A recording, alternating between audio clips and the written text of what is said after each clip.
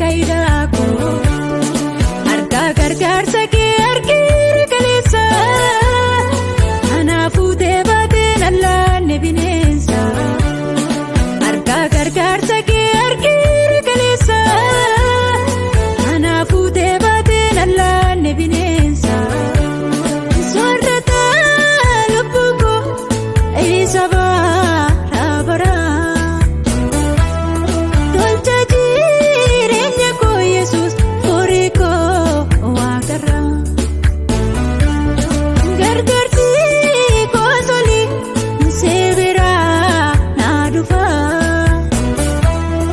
seerra jaaga wajjin sichis kaachuu koo tanfufa eegumsi koo soli seebira naa dhufa seerra jaaga wajjin kaachuu koo tanfufa.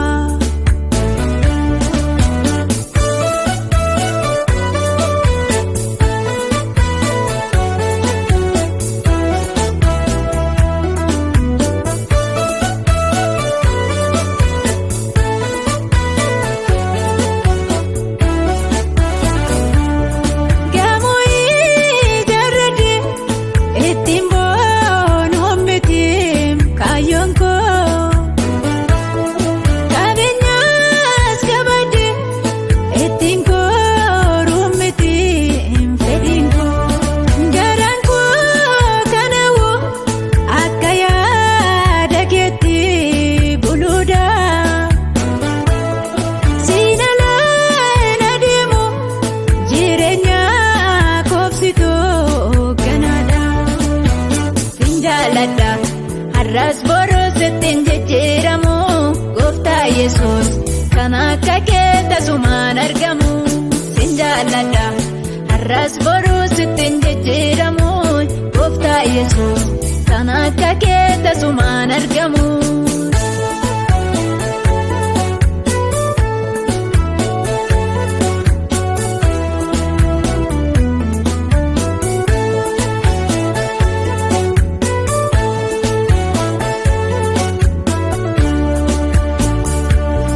Sumanan qabaa firaan gaadhumaatti na danda'u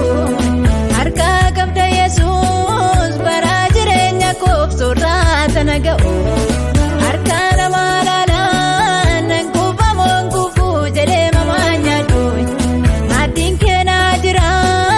kanan shakkii malee booneetti dhiyaadhu soorata lubbuko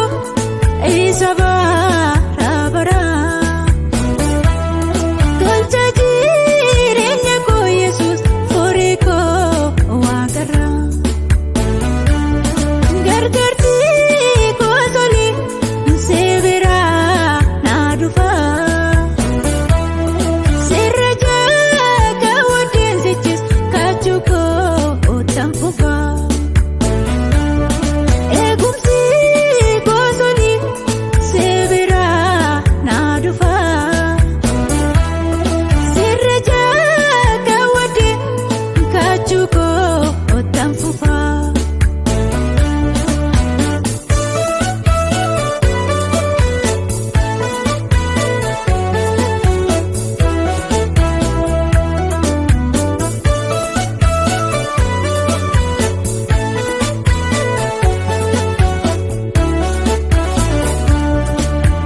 Natti mi'aaye harki kee irraa nyaadhee beekadhaay